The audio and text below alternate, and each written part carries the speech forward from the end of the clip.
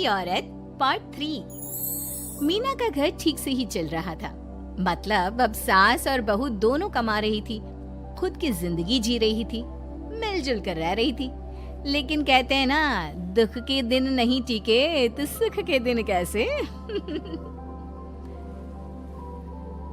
अरे मंगलू, कहाँ है? कितने दिनों से गांव नहीं आया माँ की खोज खबर लेने। तभी मीना आ जाती है। अरे दादी साहब, कैसे आना हुआ? बताया नहीं, हम स्टेशन आ जाते। ये बोलते हुए मीना अपनी दादी सास के पैर छूने के लिए झुकती है कि दादी सास जोर की लात मारती है। नहीं आई, कैसे आना हुआ? मेरे पति का मकान है ये। और तेरे बाप ने क्या दिया जो तू पूछ रही है, और ये क्या पहना है? न साड़ी न सर पर पल्लू, बात बात पर जबान खुलती है। दादी सास बोलना रोक ही नहीं रही थी।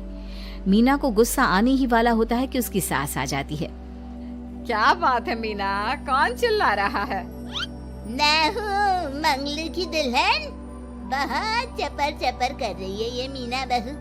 इसकी जुबान पर लगाम लगवा ले।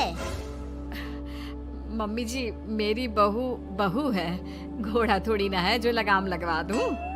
तभी वहाँ मंगलू यानी कि मीना का ससुर आ जाता है और मीना की सास को एक जोर का तमाचा लगा देता है।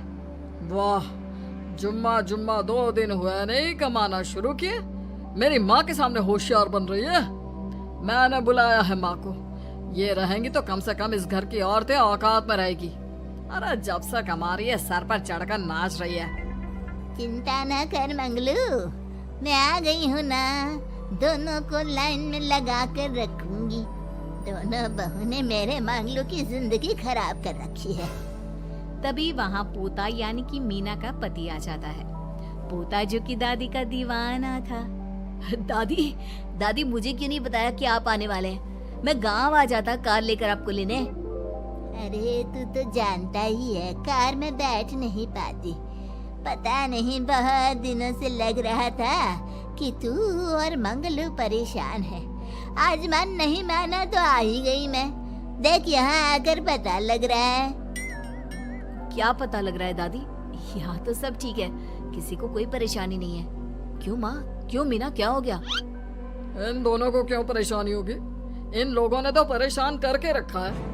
माँ और मीना के बारे में कैसी बात कर रहे हैं पापा? क्या हो जाता है आपको रह रह कर? तू तो खाना बना बना कर बेशर्म हो गया है, लेकिन मैं नहीं। मेरी माँ आ गई है अब इस घर में। अब यहाँ सब वैसे ही रहेंगे जैसा मैं चाहता हूँ। देख मंगलू, तेरी बहू काम करती है तो मुझे कोई लेना देना नहीं है, लेकिन मेरी बहू कोई दर्जी का काम नहीं करेगी। साफ साफ बोल रहे हैं। लेकिन दादी साहब, वो तो बहुत अच्छा बुटीक चला रही हैं। बहुत अच्छा चला रही है, लेकिन हम लोगों ने अपने घर की बहू से ना काम नहीं करवाना। अरे इसके बाप को शादी के वक्त ही बोल दिया था। और इसके बाप जिन्होंने दहेज में एक साइकिल दी थी ना, कैसे हाथ जोड़कर कह रहा था, मेरी बेटी आपके घर आ गई, इससे सौभाग्य कुछ नहीं। अब देखो इसकी बेटी बहू आ जाने के बाद सर पर चढ़ रही है मेरे मंगलू के। मीना जो कि सास की बुराई सुनकर परेशान हो जाती है। दादी सा, छोटा मुंह बड़ी बात। लेकिन क्या पिताजी ने आपको बताया नहीं?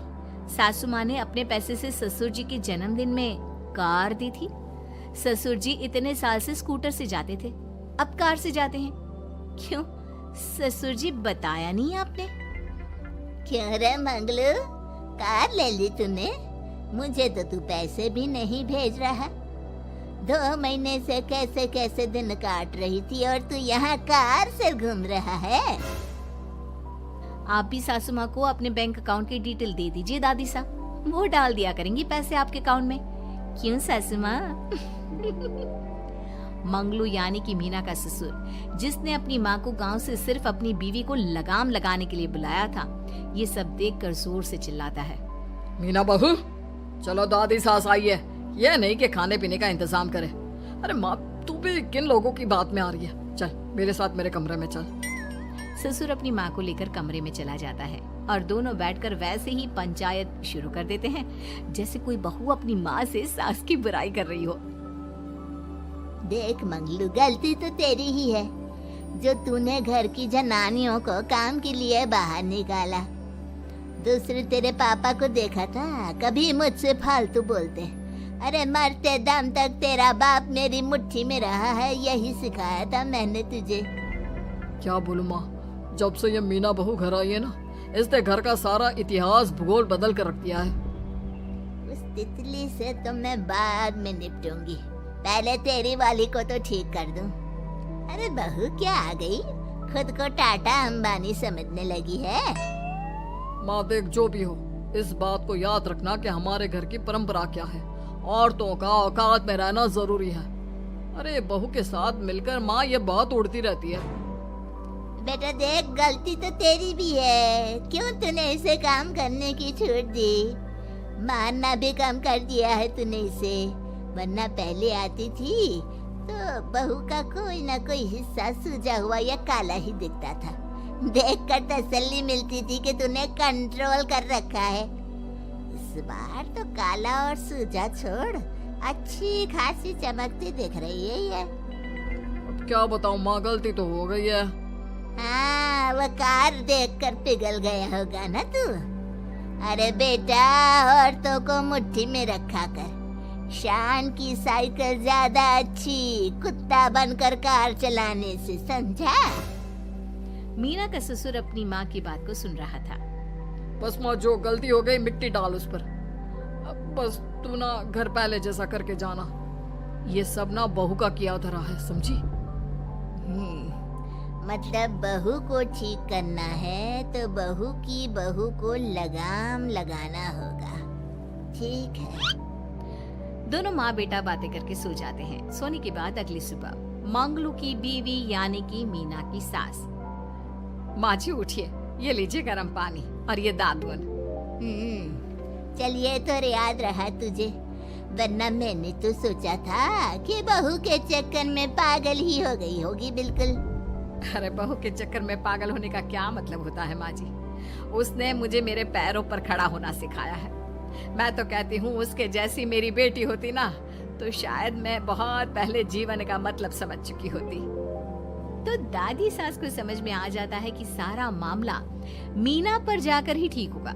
वो सोच लेती है कि अपनी बहू को छोड़कर पहले मीना को सही करना है। फिर अगले रोज, अरे मेरे पोते के पास तो मेरे पास बैठने का वक्त भी नहीं है?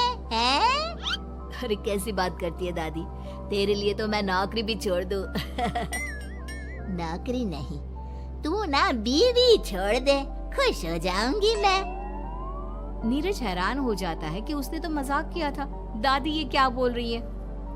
कैसी बात कर रही हो दादी, मीना ने तो सारा घर संभाला हुआ है। पहले तो घर गिरा जा रहा था ना। तेरी मीना के आने के पहले ना घर में चूल्हा जल रहा था, ना कोई रोटी खा रहा था। क्यों? नीरज को दादी बीवी के खिलाफ खूब कान भरती है। तू सही कह रही है दादी, औरत पैर की जूती और हाथ की मुट्ठी में ही ठीक लगती है। मीना ने ना सिर्फ घर का माहौल बिगाड़ा, माँ को भी पिताजी की इज्जत करनी छुड़वा दी। अब ठीक बोल रहे हो, घर को बिगाड़ने की मेन जिम्मेदार तो मीना ही है दादी। अभी उसे ठीक किए देता हूँ। तभी वहाँ पिता भी आ जाता है।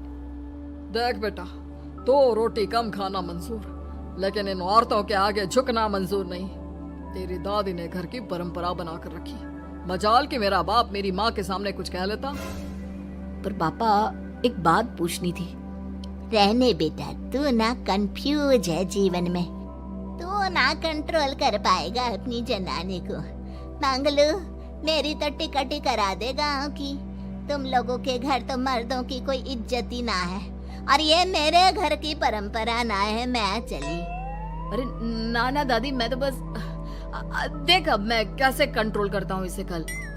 फिर अगले रोज मीना ऑफिस के लिए तैयार हो रही थी कि देख मीना, आज मेरे दफ्तर से कुछ लोग खाने के लिए आ रहे हैं, तो शाम के खाने में। लेकिन आज तो मेरी मीटिंग है, फिर घर आने में मुझे देर हो जाएगी।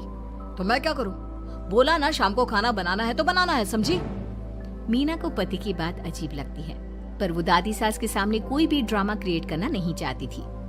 ठीक है, मैं शाम को जल्दी आ जाऊंगी। अच्छा क्या खाना है प्लीज जल्दी से बता दीजिए। पर बेटा तू तो बहू सास को चुप रहने का इशारा करती है, लेकिन पोते को तो लड़ना था। वो मीना पर जोर से चिल्लाता है, मीना देख, ज्यादा हीरोइन मत बन।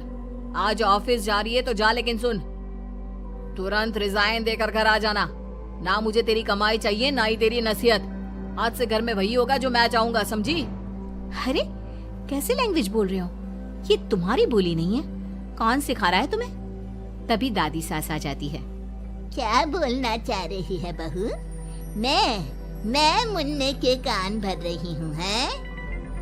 हाँ, मुझे तो यही लग रहा है, वरना हम लोगों का घर अच्छे से चल रहा था। सभी मिलजुल कर एक दूसरे को इज्जत देकर रह रहे थे। लेकिन अब तभी मीना को उसका पति जोर से डांटता है।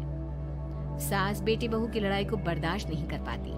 देख नीरज, बहू को डांटना या फिर बहू के साथ गलत व्यवहार, ये सब मुझसे बर्दाश्त नहीं होगा।